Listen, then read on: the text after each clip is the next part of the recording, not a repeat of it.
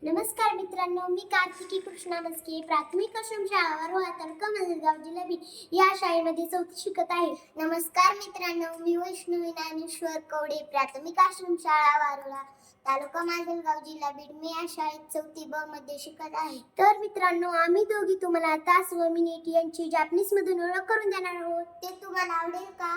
त्यांना का नाही आवडणार?